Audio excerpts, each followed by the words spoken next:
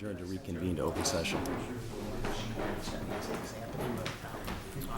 Good evening. Welcome to the Board of Selectmen meeting of September 23rd. Please rise, join me in the Pledge of Allegiance. Pledge of Allegiance to the flag of the United States of America and to the republic for which it stands, one nation, under God, indivisible, with liberty and justice for all. Okay, so we have a full agenda, and we're going to bounce around quite a bit to try to accommodate everybody's schedule. So we are actually going to jump right down to an item: consider establishing gift account for purchasing 2 automatic electronic defibrillators. We've got some folks here that would like to come up, and I believe they are tight for time. We're going to probably cover one other item and then jump to executive session and then reconvene for open session. So if you're up here, if you're here for the gift account discussion, come on up. Is there a guy here from the proponent of the easement? But that should be an open session too, because he should pitch whatever he wants in open session. Okay, then we'll go into. Yep. Mr. Watson, I don't know if you want to. Sure, I can certainly start it off, Mr. Chairman. Oh, I'm sorry, Mr. Sitting Chairman. chairman. Subbing chairman.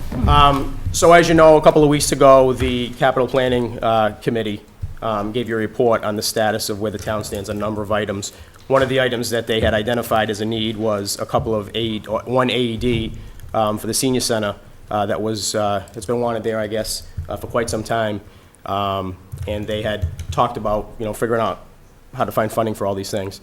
As someone who's done fundraising for a long time, it jumped out as me as an opportunity to, do a quick fundraiser to get that, because as someone who's actually saved a life with one of those in the past and have seen them used many times, I know how important they are. And, it's something that probably should be in there sooner than later. So I just floated the idea out there, and even before I could get the fundraiser started, the Firefighters Union stepped up and made a donation. This was within a day. Shortly after, I got a call from the police union. They wanted to make a donation to get the machine in there.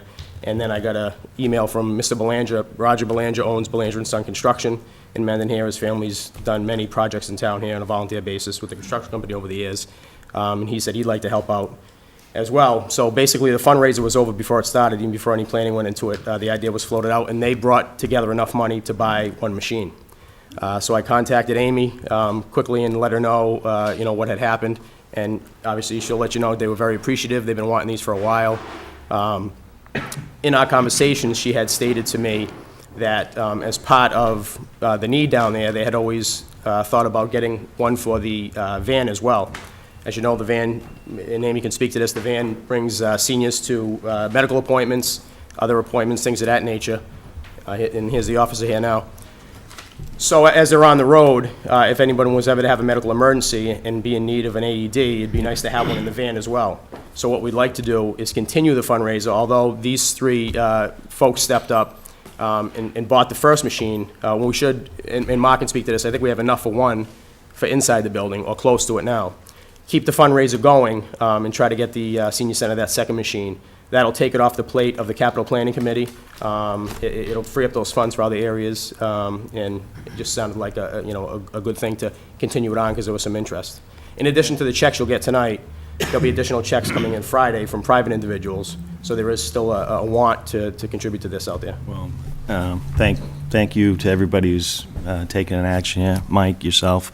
I think the action to be taken is to create a gift account so that we can take those checks in for this specific purpose. So I move to establish a gift account under Mass General Law 44, Chapter 53A, for the purchase of 2 automatic electronic defibrillators. I'll step down a second. Any discussion? I'd like to just make one comment, right? I certainly completely appreciate what the folks have done, raising some money for it, takes it off the plate. We've got lots of capital equipment needs, but I just want to make sure it's crystal clear that this was prioritized for the November STM and would have been on there And now it doesn't seem like we have to have it on. It would have been on there for one of the first things we do with free cash this year. After we realized that there was no AED up there, we completely agreed with the group that it's needed sooner rather than later. Thank you. Any further discussion? All in favor? Aye. Thank you. Very good. Good, thank you.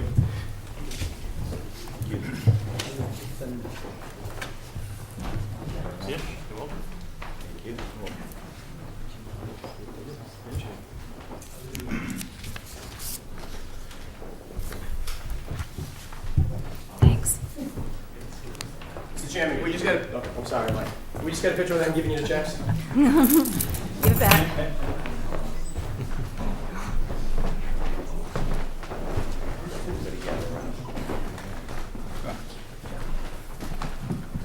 Amy, I think you should come up too, eh? Actually, Mike should jump in. No. You're not getting off that easy. All ready? All set? Thank you.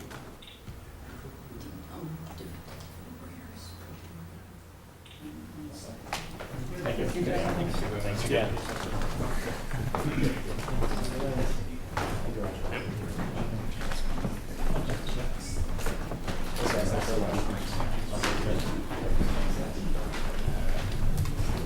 Their check is still coming. Okay.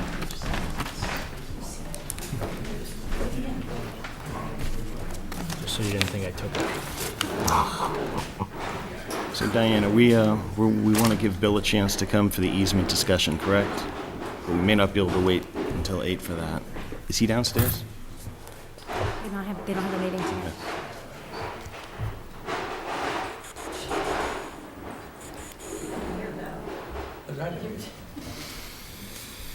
Okay, so we, really two larger topics on the agenda. One is discussion around an easement for Cumberland Farms. Is there anyone here for that discussion? Okay, the other item that I think people are here to talk about is the consider adopting designer selection procedures. Anybody here to speak to that? Okay, Mr. Moran, come join us. Let's talk about designer selection procedures. Thank you, Mr. Chairman, and sitting today, I guess. As part of the library renovation building committee, we are, as you know, we have an OPM on board. We've had an OPM on board for about a month and a half. We're now ready to go out to bid for design firm services. And in order to do so, we need to submit an RFQ for designer selection services.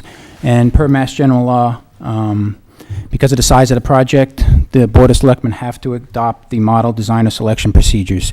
Apparently, the town hasn't done this and hasn't needed to do this since this law went on the books.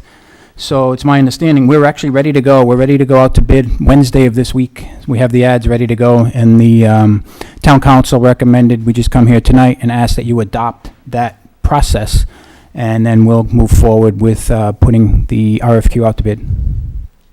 Okay. That would be our town council. I'm sorry? Our town council. Oh. is- It was actually one of my colleagues, Brian LeBlanc, who Okay. specializes in construction matters, has been advising the building committee on a lot of different things. And he confers with me from time to time, and I know what's going on, but I'm confident that they're moving along the right track. Okay. Mark, do you have a motion? Yep. I move to adopt the designer selection procedures in accordance with Mass General Law, Chapter 7C, subsection 44. I'll step down in second. Discussion? Mr. Chairman, who developed this process that we're approving? Is it exactly as it comes from the state, or did we have to create one that we approve? My understand, Mr. Moran? ahead. No. I was watching you nod, and I said, I think we're following the state. Yeah, it's we're following actually the model by the state. It's actually got guidelines. If it's a project that's greater than $100,000 and the design firm receives more than $10,000, you have to follow this procedure. And they have the model form for the application, the contract, and everything we're following for this process. Further discussion? All in favor? Aye. Thank you. Thank you, Don. Amy, can I ask you to come up? I think you have another item on the agenda you'd like to cover. Signature. So this is considering the appointment of Russell Dudley, 26 Maple Street, a second substitute senior van driver. That's correct. We've been without a second substitute van driver for a few years now. When we first, when Howard Phipps first gave his resignation and stepped down, we realized that when we went out looking for applicants, that it would be better to have more than just one substitute because life happens and these people aren't on call continually. So we did have 2 substitute van drivers back then. That was back in 2010. Unfortunately, one of them had to step down. And so since then, we've been operating with one, Wallace Matthews, and he's been excellent, but he's not always available. So it came to our attention, Russell Dudley had expressed interest in such a position. He is recently retired, and he has recently started to be involved in some of the functions that we've had. So he expressed interest, and I had him fill out an application. We did post for the job. He would be acting again as a second substitute if Mr. Matthews couldn't assist us. And it would greatly free us up if, for example, there are vacation schedules or health issues or whatnot. Because there have been times when we haven't been able to provide transportation because both of our drivers were not available. It would not be any increased money needed for the position, which is a good thing. That's my standard question, isn't it? Yes. So there's a certain amount of money budgeted for the driver position, and so when Mr. Gebelline is not available, his substitutes would get paid from his salary line item. Okay. Mark, any questions? Nope. Okay. I move to appoint Russell Dudley as a second substitute senior van driver at the rate of $13.79 per hour.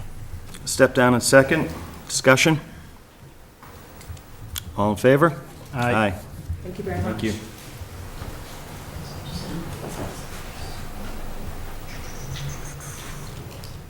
Okay.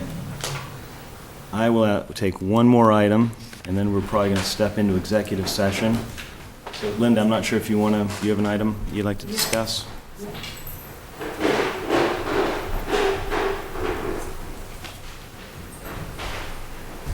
Fire away.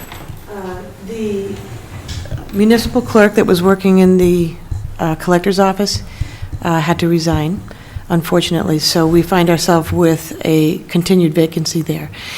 What I plan to do is just go with my number 2 pick from the last round, and I think I'm within, I think I can do that within the constraints of our personnel bylaw and whatnot.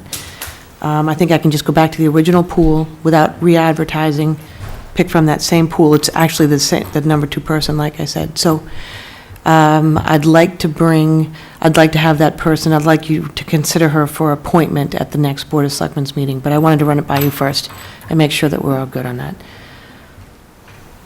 And Yeah, I mean, if we're within the policy around advertising and things like that, I have no problem going back to the same pool. Okay, yep, and I think we are. I mean, she was within she was well within her probationary period.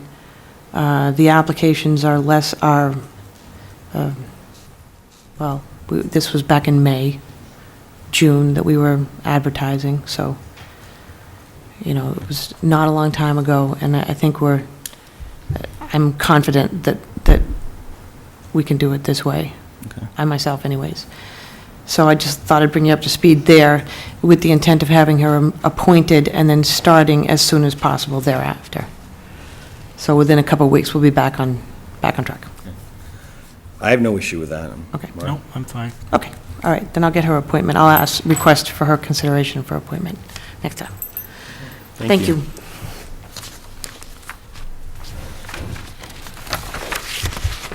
Okay, so just one last ask. Nobody is here to speak to the question on the Cumberland Farms easement. Okay, then I am going to accept a motion to go into executive session. I move to go into executive session under Mass General Law, Chapter 30A, Section 21, to discuss real estate transactions. We will adjourn to reconvene into regular session. Roll call vote. Roll call vote is needed. Step down in second. Discussion? All in favor? Goddard, aye. Real aye. So I think we will be back in session within not too long. We're gonna go downstairs? Or we stay here or go downstairs? Well, we can go downstairs, I think. Oh, we go can't we? downstairs. We'll go downstairs. Mr. Goddard, for the record, before you leave the room, in case anybody leaves, I forgot to mention those donations. So the police union was $500, the firefighters union was $500, and the Lantern Construction was $250. Thank you. Well, Yeah, I think it's easier for us to move, Mike. That's very true.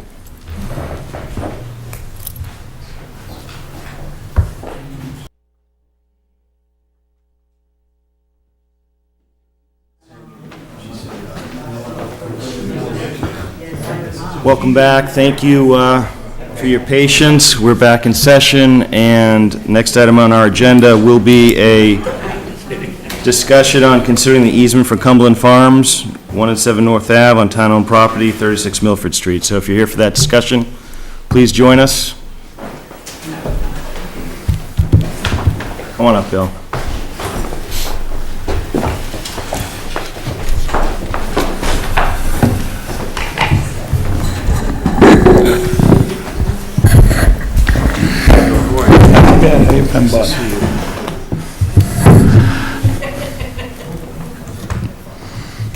Good evening. Good evening. I'm Phil Lombardo, and the attorney for the project, and with me is Luke DiStefano, the project engineer.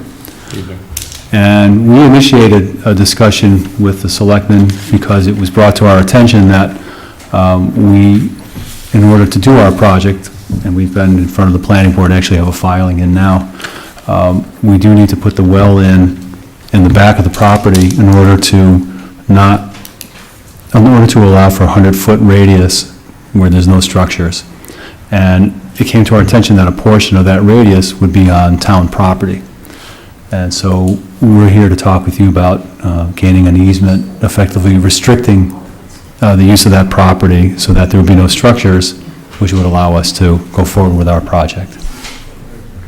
And I brought Luke along in case you had any technical questions. And I know we've talked to Bill briefly about this.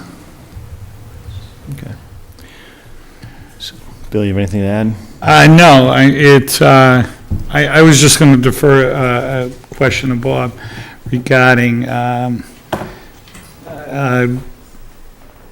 what the exact definition would be of a structure in a radius of a well. Is it any type of aqueous surface, or is it building, is it? Yeah, by the way, my name is Bob Mangiarotti, I'm the town council. Hi. Bill and I have met recently. And Good to see you again, Bob. same here. I think that the answer is that we're going to ask the developer to tell us that. My initial, or the engineering firm, my initial thoughts are that if they want a radius, or an easement for a radius, they would have to specify in the proposed easement what could or could not be done in the easement area. I suspect probably nothing, but you can fill us in if there are things that would be permitted on the easement area. But I would actually let them tell us. Okay. They're the ones that have to get their well permitted, so they have to tell us what they need, and then we'll consider it. Okay, fair enough. Yeah, and as far as, well, for the record, Luke DiStefano with Polar Engineering. Based on our quick research and due diligence relative to this well, it's a Zone 1 well, 100-foot radius around it, and our understanding is that within that radius, you can have no structures, no rights-of-way, and it can't extend into a public way or a private way. My understanding is that, and I believe you had mentioned utilities, I'd want to double-check that, but I believe you wouldn't be able to put utilities within that easement. But it's all DEP requirements, and we could certainly look into what the DEP specifies can and can't be put within that well. Basically, what we would be looking to do is comply with DEP to the greatest, or to the fullest extent, in order to get that well, again, because where it's shown on the plan is really the only spot we can put it where we can maintain the proper separations and free of encumbrances within that radius. So as far as being able to tell you specifically, we certainly go back, confirm with DEP what can and cannot go in there, and put some language together that indicates that. How many square feet of easement area are we talking about? 8,400, 8,450 to be precise. Correct. And, may I, Mr. Chairman? Absolutely. Yeah. This property was acquired by the town about 9 years ago, and portions of the property were set aside for resale for commercial uses. Other portions were set aside for municipal purposes, and other portions were set aside for open space. Do you know where, what portion of the so-called Pheno property that your easement would be on? Maybe. This is across from Clough, directly across. If anyone wants to see it also, so it's a radius that comes out across from the Clough School. You know, maybe there's an opportunity. I don't know. He didn't have a locust plan on him, so I don't know how much of an opening we own there. But, oh, sure. Yeah, there you go. Put it up there. I'm not sure, That's right. I'm not sure how much of, because the locust doesn't extend that far. I'm not sure how much of an opening we have there, but maybe an opportunity. I'm not sure what they'd be willing to do, but maybe you could make a parking area across the street if they'd be. So is this? It's across from Clough. Right, so this is where we actually, people do park. Do park now, so, yeah, so we'd have to, you'd have to have the ability to keep them away from there. Oh, so if it's on land that people park on now, it's probably the land that was dedicated to municipal purposes? Yes, Are you familiar with that yes. three sections? Yeah. So is this the land that was dedicated Yes. to municipal purposes? Yes, All right, so then, which case, we don't have to worry about violating any kind of conservation open space provisions, right, if that's accurate. yeah, In terms of how much of the potential municipal use would be giving up, we're talking about 8,450 square feet, and there are a lot of ways to deal with that. I mean, one is to get an appraisal of what 8,450 square feet of land is worth, and they pay us. But there are many other things, I suppose, that in lieu of getting a payment, if you wanted to get something equivalent in terms of in-kind services or construction, you know, that's up to the decision makers. But essentially, as long as we're not violating any of the terms of the acquisition, which it doesn't sound like we would be, I think you'd need town meeting vote, and the town meeting vote would have to, first of all, approve the transfer of the easement, and also a town meeting vote would be required to change it from municipal purposes to being available for disposition.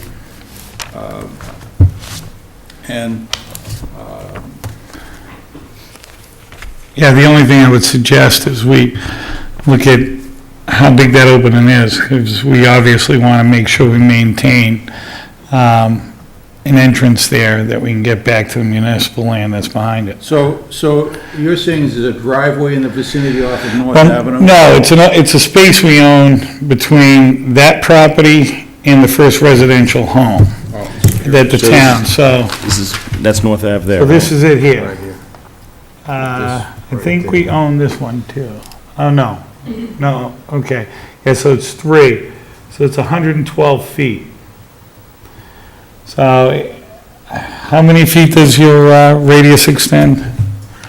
Into the lot, it probably only extends about 40 feet, but again, it's on that angle, so depending on how the abutting property is, it may not have any impact on a driveway coming into that lot. Well, what I guess then, what the planning board chairman is suggesting here is that perhaps you could do a sketch plan to scale that Right. shows the easement area in relation to the existing parking facilities on town-owned land.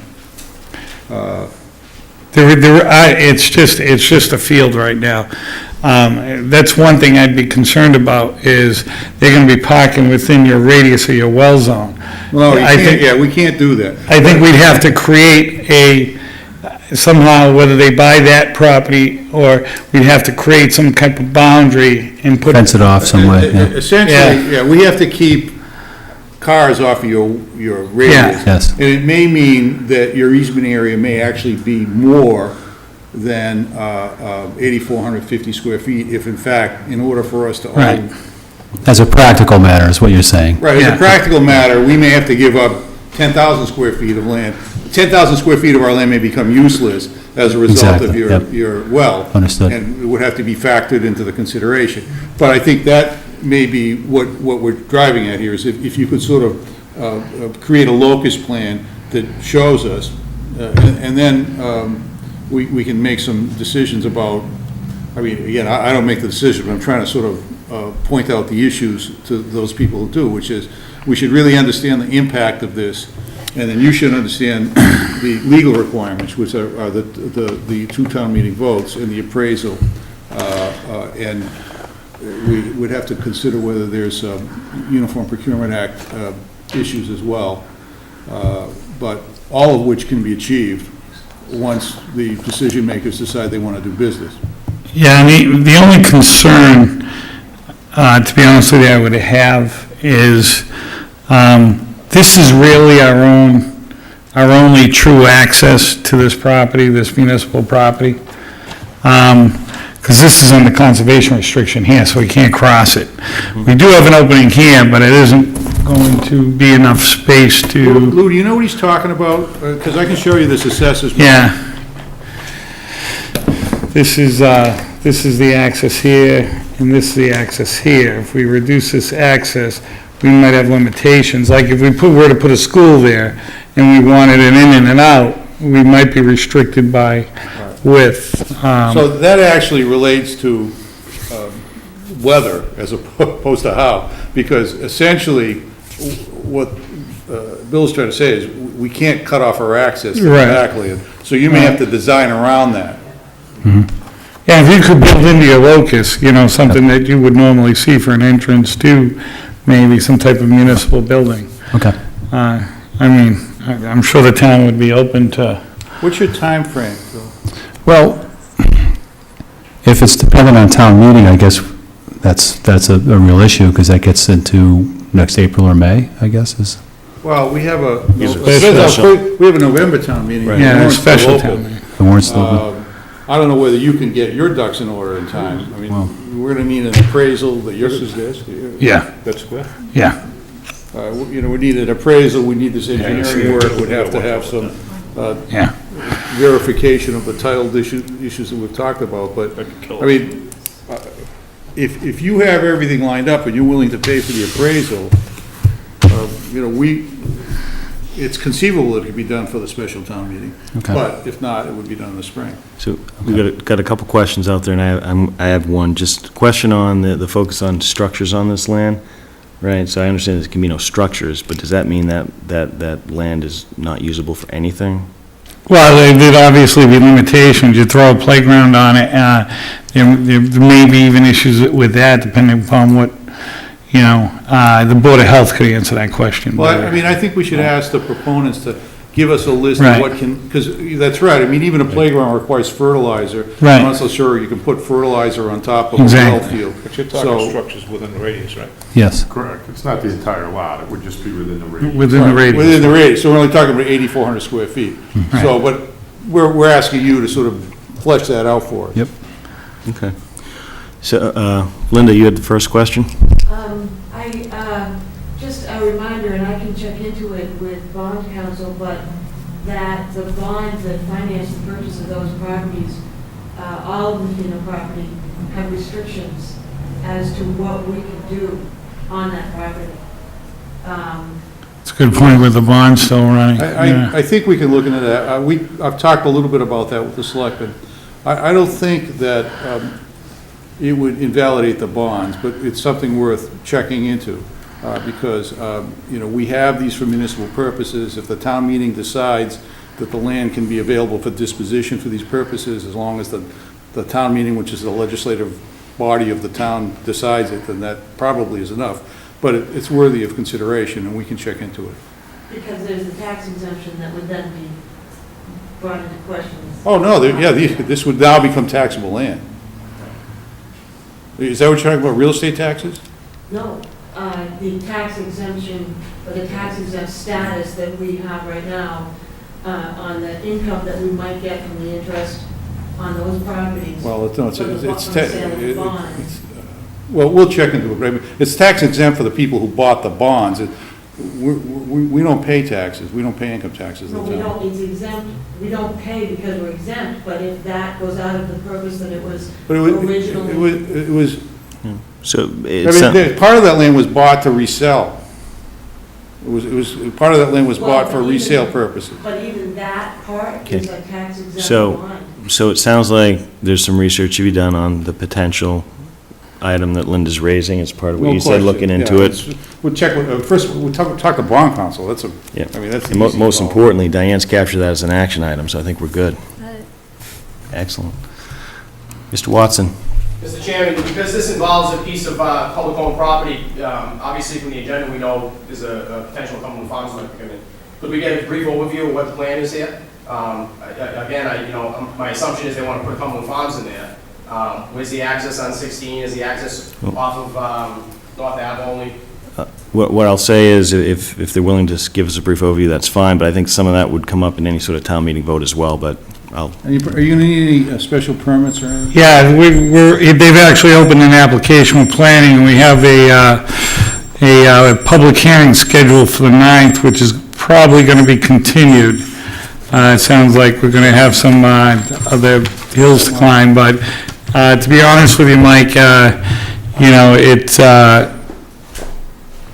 we will be running a public hearing for probably a few weeks on this, and he has given, he can probably show you his plan there, but he's kind of restricted as to where his entrances and entrance can be, because I think DOT outlined it for him. Well, the only reason I bring it up, we spoke at this board meeting in the Yep. past about the issues involving that intersection there. Yeah. And the hope was, whoever went into that corner there would have some input or possibly be able to help the town out with that, and not, interfere with traffic, but maybe ease traffic up there. So as a resident, I'm happy to hear, what the plan is, and if you have a future meeting, that's great. However, we're discussing it here tonight, and I can tell you, most folks in town have no idea what's going in there.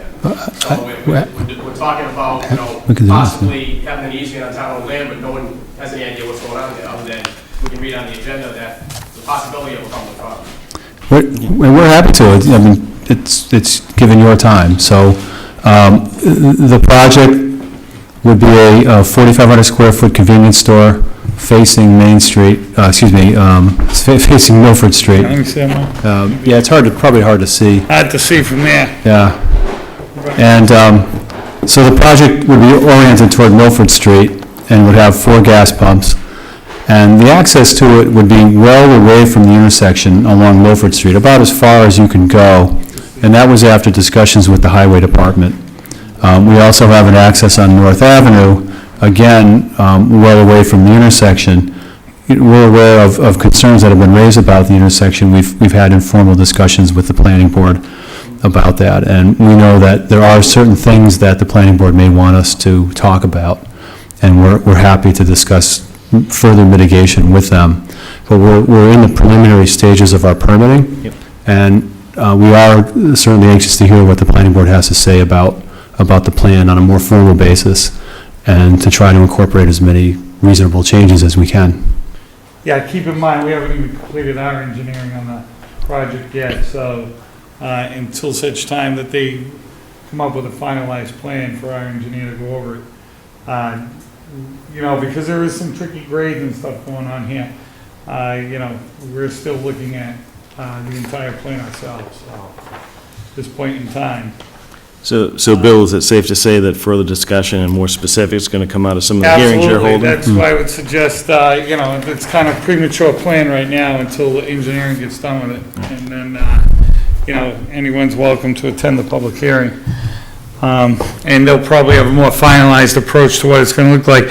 In regards to, fixing the corner, gets a little trickier because DOT's involved, and they like to dictate how things go. I know we had some funds allocated to the town a few years back that we did not elect to use because DOT was kind of wanting us to shape it the way they wanted, and I apparently, we didn't want to shape it that way, so.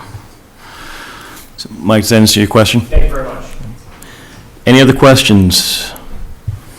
Okay, so it sounds like we got some homework. We're gonna look for some more specific plans from you. We've got some work to do with bond counsel. We'll probably work with Linda on that. Anything else? Bill, you all set? Yeah, for now, I'm all set until we see the next set of plans. Thank you very much for your Thank time you. tonight. Appreciate you coming in.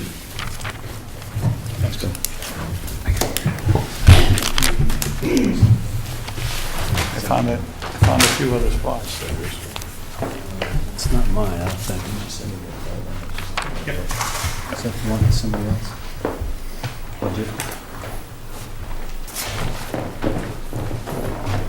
Okay, so we got a couple topics still out here. One has to do with potential purchase acquisition of Misco Springs. Is anyone here to speak to or listen to that discussion? Okay. Is there anyone from the Water Commission here that would like to give us any new information that we've already have or have not heard? Because I think this is really in a holding pattern right now, in terms of waiting for more information to come back to us. Is there any specific question that you had that you might want to hear more about? Come on up.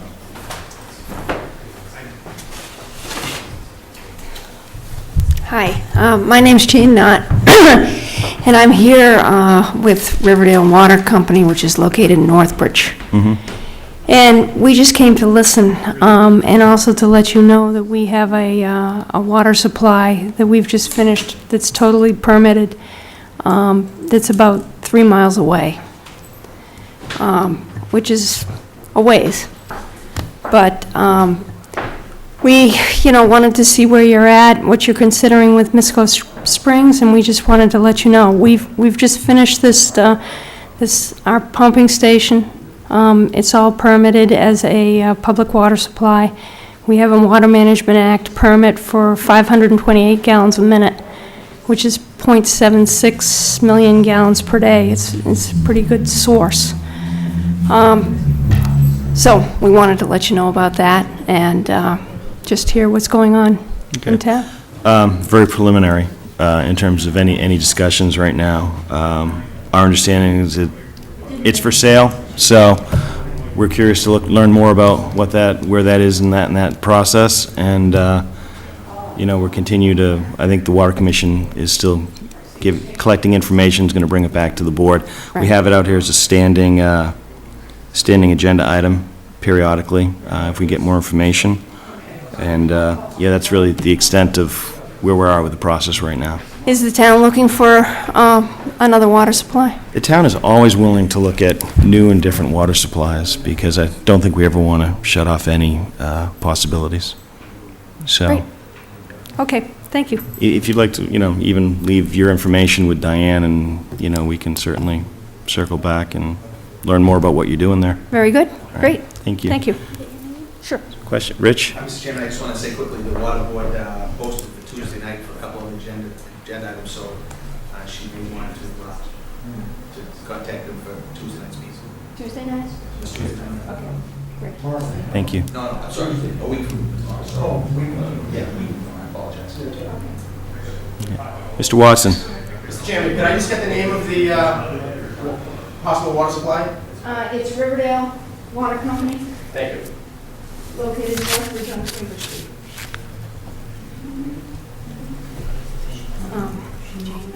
Jayne.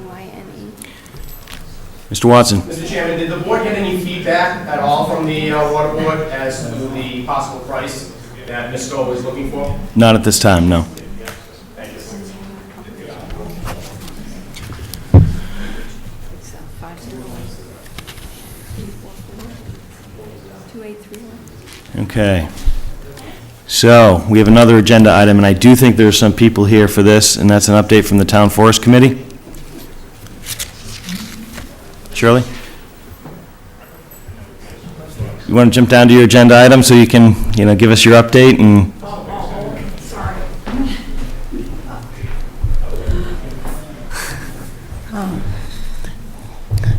This is Paul Doucette, a committee member, our town forest historian. Okay, you appointed the Town Forest Committee about a year ago, and I was elected secretary. I'm not on the committee, but I'm secretary, so. Way back, I don't know if people know this, but way back in the late 1800s and the early 1900s, the town, what we call the town forest now, was a center of recreational activity.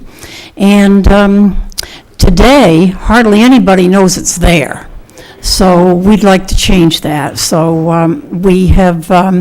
we're applying for a DCR grant that could be up to $50,000, and it's 20% matching funds. We've been working very hard on this. We're going to have parking. There's no place to park there. In fact, I think that maybe that had something to do with the decline of the use of the place, because it's one thing to tie a horse to a post and it's another to park an SUV. So, and there really just isn't any really good place to park. So we're going to do that. We're going to have locked gates, because kids go up there and party, and they build fires, and they leave a bunch of beer cans around, and, they could burn the place down. It's pretty dangerous. So we're going to have gates that can be locked, and the fire and police, they can have keys at each entrance. There will be 3 entrances.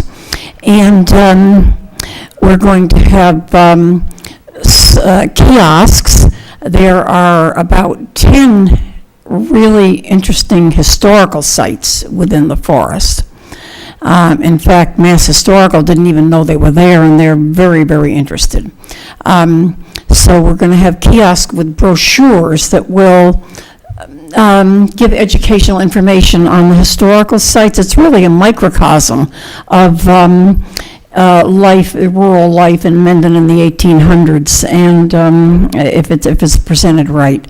And also, there will be trails.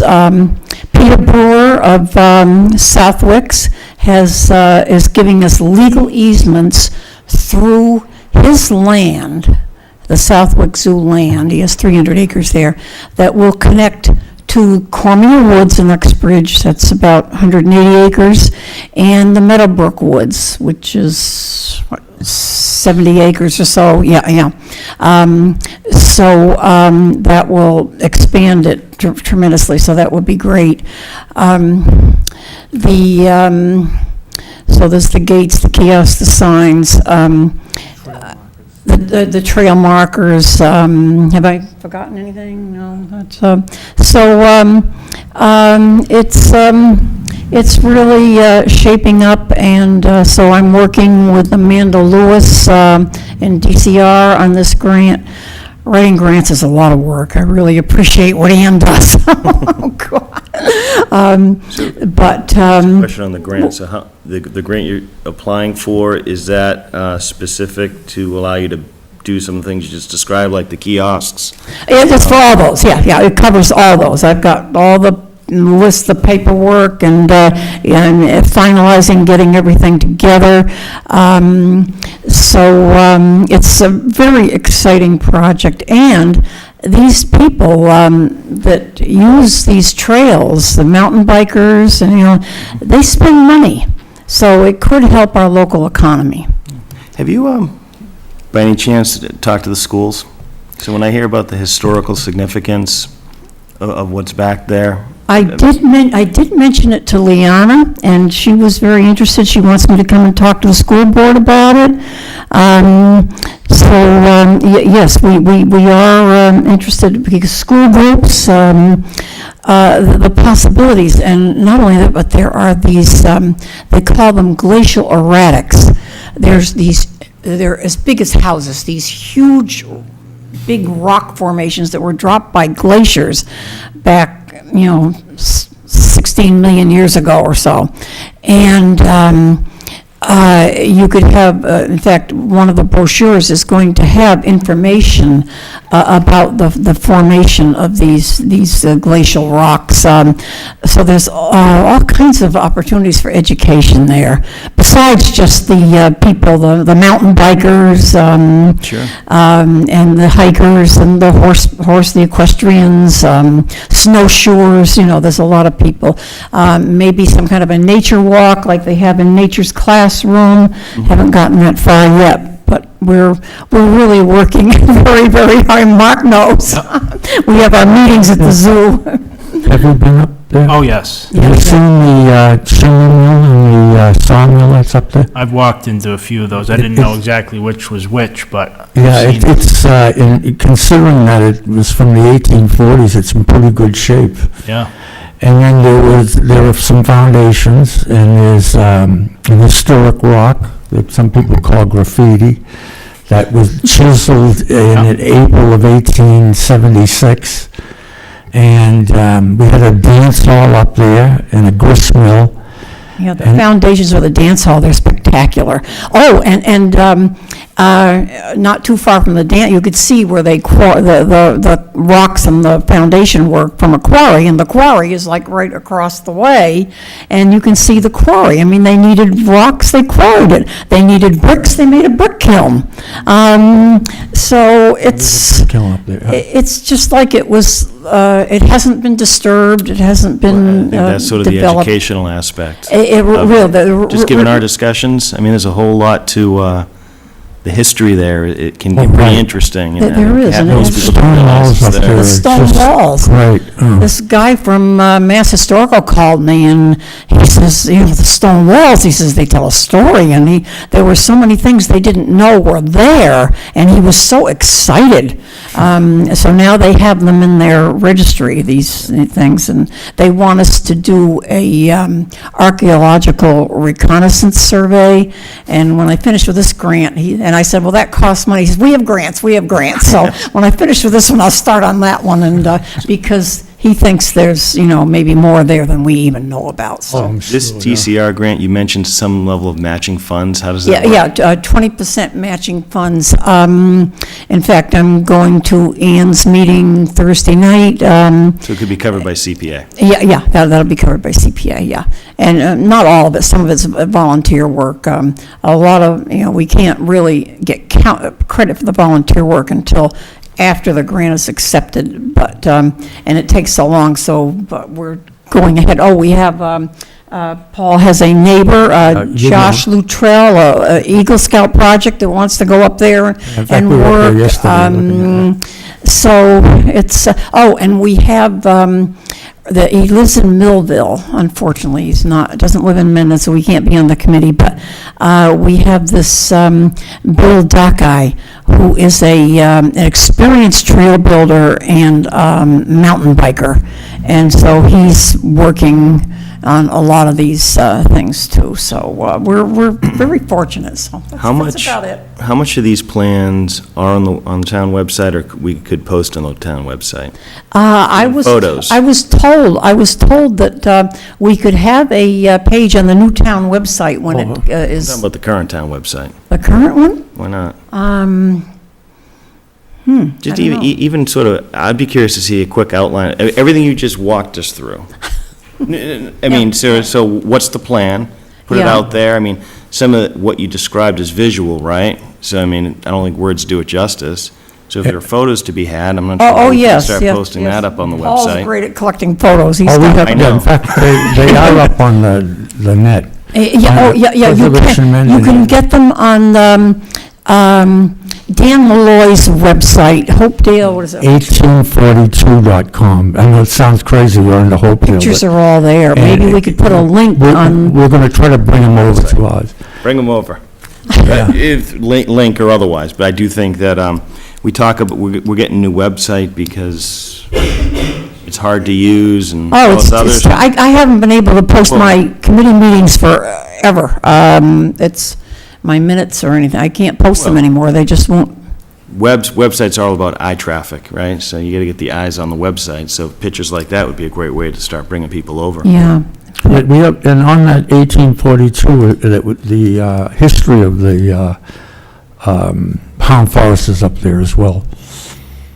Yeah, there's, The town did a survey of it in 1987, not recently. Okay. that's about it, so. All right, well, Very thank you. good. Can I ask- You had mentioned something, or Darlene Conservation had mentioned something about a boardwalk that you were considering having built? Yes, that, we filed the, what was it, notice of determination of applicability, and we have to do, because we have to send anything that's near any wetlands, and we have to send all this in with the grant. They cover everything. We have to go through Mass Historical, we have to go through Conservation. It's a lot of work. And that's part of this project, Yeah, the same project? yeah, that's part of this project, right. And so who would be doing the actual construction of that boardwalk? Or is it too soon? Probably Bill Duckeye. He can do just about anything. He Because probably. Darlene and I were talking about making sure it was safe and, Oh, I see. you know, Yeah. for insurance purposes. I didn't know if he was certified somehow. Well, if he is, we can get a carpenter. Peter has a carpenter that works for him full-time, and Peter's donating, I would probably say anything that's done, especially where you're trying to bring more traffic to people Yeah. out there to look at it, you want to make sure that make sure it's safe, yeah. it's all set. Would you be able to kind of bullet out or just send an email or something to our office? Because I'd be curious to kind of see if we can summarize some of the stuff we heard about. And I'll be curious to kind of play with the website, I guess, and see what we can do there. And perhaps we can talk about photos. Oh, yeah.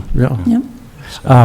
Did you mentioned the easement through Peters Land. There's one to Asylum Street, and there's another one right from the zoo parking lot. Yeah, That he's yeah. gonna let us use. Yeah, he wants. So we'll have the an use of all entrance that from the- land, yeah. So, yeah, so that's very generous of him, and, And he's volunteered to clear it, too. So we have one question. Diana, you all set? Mr. Watson? Mr. Chairman, the first thing I would say is that you bring up the website. You could start a Facebook page for it tonight and link it to the town's website. And, you know, it'd be ease of use, and you get a lot of people, they can click on it and then pass it on to other people. So it might be something you want to think about. It'd be very easy to upload for their pictures and stuff as well. Again, you know as well as I do, your website is very tough. In fact, I've wrote in to ask about town-owned property in the past, because that stuff's not up there. Yeah. That you mentioned. Could I ask a couple questions? So where is the town forest located? oh, gee, see, people don't know. That's, you made our Most point. people don't know. It's down the end of Millville Road, just before you, right, it abuts the Southwick Zoo. You know where the zoo is, the Yep. forest is just before it. Goes on the goes road. right How to many the acres is it? 120 acres. It was purchased for, I think, $69 back in 1934 for taxes, so it was a bargain. And then my last question is any of this in process now, or is this all in the planning stages? No, it's all still, we're working on the grant. The grant, getting the grant is a lot of work. Right. And then after you submit the grant, after it closes, it takes 9 months before they notify you.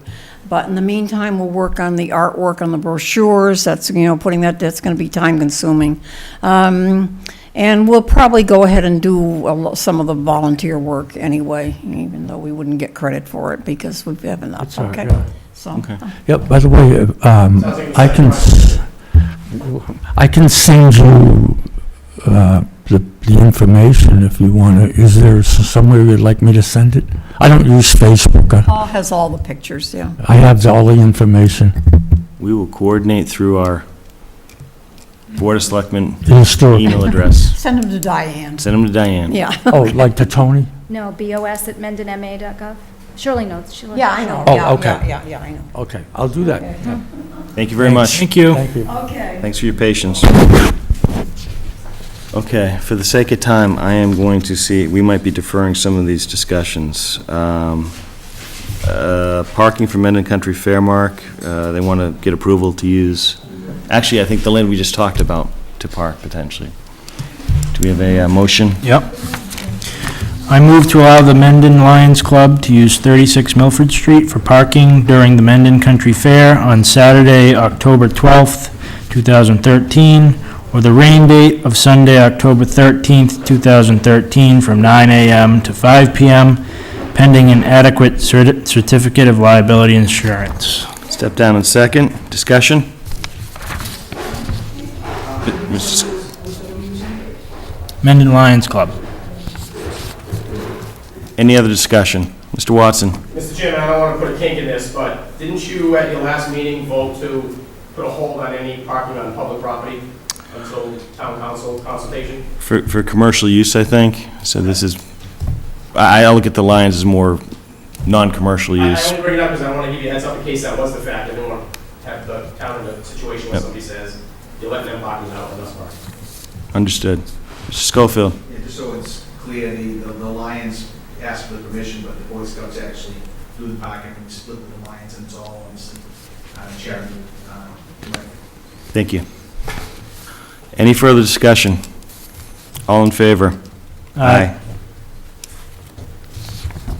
Okay, the amendment and the restated electricity aggregation agreement for Hampshire Council, Diane, can that hold for, or is that a time I sensitive? sent it to town council to look at it. I haven't heard back from him yet, so I don't know if you want to approve it I know, I forgot before he left. I don't know if you want to approve it pending his review. I'm not sure how soon they need it. Well, we have, Oh, I mean, the 30th? we have the 30th, then we have probably the next following week, our normal 2-week rotation, right? If you want me to put it on the September 30th agenda, I can do that. You have any problem with that, Mark? Nope. Okay, let's do that, put it on the 30th. Consider appointment for Courtney Ann Matuzas, part-time police matron, so this is something we deferred to this meeting. Budget neutral appointment, is my understanding. Yep. I'll accept a motion. I move to appoint Courtney Ann Matuzas as a part-time police matron at the current rate of $16 per hour. Step down in second. Discussion? All in favor? Aye. Okay. That one's done. Standing topics, discuss town coordinator administrator position and search committee. We talked about this last time. I believe we're going to have a placeholder on the November town meeting warrant. I think I also saw it as an item as one of our items on the budget asks. I think you have it penciled in there for $16,000, which is the high end of all three bids. And Mark, I'm not sure if you had any chance to look at the three proposals, or have any thoughts on that. Otherwise, I think we probably need to, I have some thoughts on it, on which one I would prefer to go with, but I think collectively we should probably talk about it, possibly decide to bring somebody in and talk to them more fully. Yep, I agree. Do we want to wait for Lonnie on the next one, or? Yeah, I can pass along to Diane my thoughts and why, if you guys want to talk about it on the 30th. Yep. You can represent that, and I'll send you an email. Okay. But I think what we probably want to, what I'd recommend is that we actually move forward on that, knowing that we're not going to have funding until November at the earliest, if that passes. We probably want to make sure we do some vetting a little bit of the one of the three that we think is a good idea. And one stands out, just from my perspective, right now. It has different level of service, more comprehensive, and I'll put that into an email to Diane. Sounds good. Mr. Chairman, is the Collins Center for Collins Center for Public Management one of those three? Yes, they are. Thank you. Yep. That's UMass, right? Not UMass. Yeah, I think it is. UMass I Boston. know that I've looked in, a number of towns around us are using them currently and have used them in the past. Yeah. They're between 14 and 16,000 for their services. So. Yeah, I mean, there's parity in terms of cost across all three. It's, in my mind, it really breaks down to what their offering is. And one of three actually has more of a guarantee in terms of if things don't work out within a certain time period, they're going to work with us to either find another item or reimburse us. Can I ask if that group's one of the ones that you're leaning towards? You can ask. Okay. No, I am actually, there's one that's far more comprehensive. It has that would be the one I would lean towards, just because cost seems equitable, across the board, and they offer a little bit more in terms of services provided. Okay, discuss public safety clerk. One thing I'd like to do on this one is not discuss it, but make sure we consider this discuss municipal clerk, because I think that's just, I know that public safety needs support, and we know that, who needs it now, because we split somebody up, right? Conservation. No. Oh, no. Health, water and. Water commission. Board of Health. We need to Yep. kind of deal with that, so this municipal clerk thing is all getting, pulled together on that. Any questions on the? I was just gonna say, I know it's not a lot of money, but I think tonight you saved approximately $5,000 on the AEDs. I'm not sure where the finance committee was gonna recommend that money came from. But I'm just wondering if there's even, a little bit of money now for somebody part-time to fill the need. And I think that's why we're trying to make sure this is more clerk support, to your point. So if we could bring on a part-time without necessarily doing the full-time, and the ask is a full-time in public safety, but if we can bring up somebody part-time on, I think I that's, guess the way I should phrase the question is if for some reason you can't get a full-time person, Right. and end up in that position, is there some money freed up now to at least get somebody in there a couple hours a week to give them some assistance in both offices? I think the clerk is on the list, current list of outstanding asks. I think it's in there for one full-time for about 56, which includes family insurance, all aggregate, so. Mr. Schofield? The funding source, likely funding source of the AEDs would have been one-time money, and there's no chance that the FinCom will vote to apply to a recurring expense. And I think when you look at your list that you put together, when I look at it, you've got one-time and reoccurrings, and maybe we can start to break that out a little bit. And look, I think from discussions and looking at the numbers and et cetera, I think there's a pretty good chance that we'll be able to do everything we want to do, we just have to work through all the numbers. Yep, agreed. So that's a good news story right there. Any further questions on that topic? Okay. Mark, consider Imperial Gas, 1 Millville Road, applying for Keno to Go. An item there. I move that the Mendon Board of Selectmen, wait a minute, do not object to Imperial Gas, 1 Millville Road, selling Keno to Go. Is that a motion? Yeah, the way the Mass State Lottery Commission sent a letter to the selectmen saying that they're offering existing non-pouring agents their Keno to Go game. And at the last paragraph, the way it's worded, it says, if you object to these agents selling Keno to Go, you must do so in writing with 21 days. That's why I suggested the wording that way, so. Okay, thank you. It's up to you how you. That's Well, why I step down. paused, I was like, wait. I'll step down in a second. I do not object. Discussion. All in favor? Aye. Aye. We have a motion. I will accept a motion to consider to approve regular and executive session minutes of September 9th, 2013. I move to approve the regular session meeting minutes and executive session meeting minutes not to be released of September 9th, 2013, as written. Step down a second. Discussion. All in favor? Aye. Okay. Before we determine upcoming meeting dates, do you want to make an announcement? The fire department's holding an open house Wednesday, October 9th, from 5 to 8 p.m. It's going to cover some fire and life safety lessons. It'll have children's activities. All are welcome. Pizza and refreshments will be served.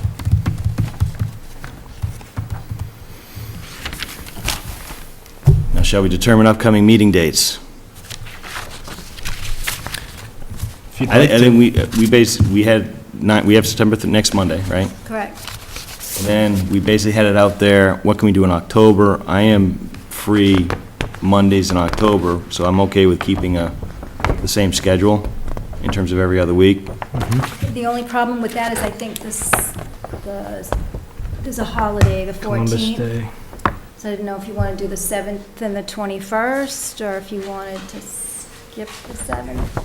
The only problem with that is you wouldn't have a chance to look at the warrant until the day you signed it, which is the 21st. I'd be okay with moving to the 15th instead of the 14th, if that makes sense, because we want to give you time to pull people to weigh in.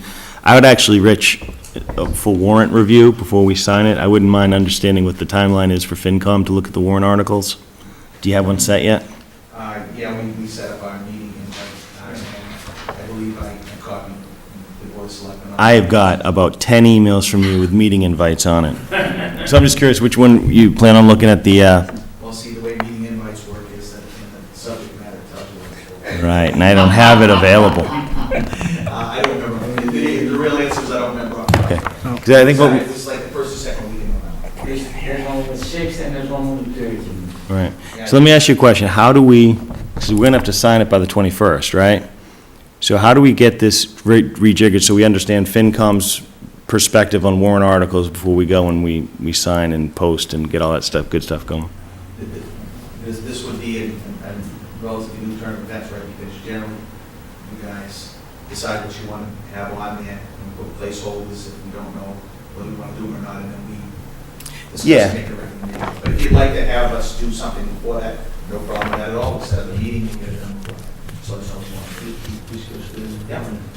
Well, I think what I want to do is make sure we understand funding sources and everything else, if we can, to the extent we can, understand more about the warrant articles, because it's something we tried to do last spring. I don't think we were very successful in getting that. Okay, so then I would recommend then sometime mid-October-ish, we have a meeting, because I just talked to the town accountant today, and she's still struggling with one last item to get free cash certified, so by then we'll know what we're looking at. Okay. So I will take it as an action item to set up that meeting prior to signing. What was the date? This is nice to have. We have to sign it by the 21st, right, to get it to Well- print and all that. Oops, sorry. So we could even talk on the 21st if need be. Oh, 'Cause I Excuse me, the warrant closes the 21st, you need to sign it by is the 28th a Monday? Yep. 21st of October. October. It closes the 21st, and they need to sign it by the 28th. Would you prefer that we join your meeting? We can do it on the 21st, right? Would the 21st work? Because it closes, so we should know everything that's there, right? That's fine. That's what you want to do? That's what I'd like to do. Yep. All right. So what are we doing, the 7th, So do the you wanna 21st? meet The 7th, because 21st. you're meeting the 30th, and then you want to meet again the 7th? Yeah, because the 30th is a special, pretty Right. much, right? Yeah, okay. So this October 7th and 21st. And the 28th. Well, we could probably just come in and sign, right? We don't need to, we need to meet, so the 28th as well, right? Mhm. That'll be a quick one.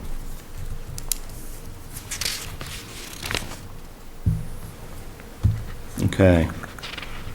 I think that is all I have, unless there's any open discussions. Hold that thought, Rich. Mr. Watson beat you to the punch, had his hand up. I just think you have another agenda item to discuss possible concerns about the fiscal year 15 budget. Standing agenda item, this is the FY14 budget risk is the list we've been talking about, correct? FY14, that's the agenda item you're talking about? Well, I do believe you have something on the agenda for fiscal year 15. No, 14. 14. Oh, 14? It was, but it is, yeah, I mean, that's the list.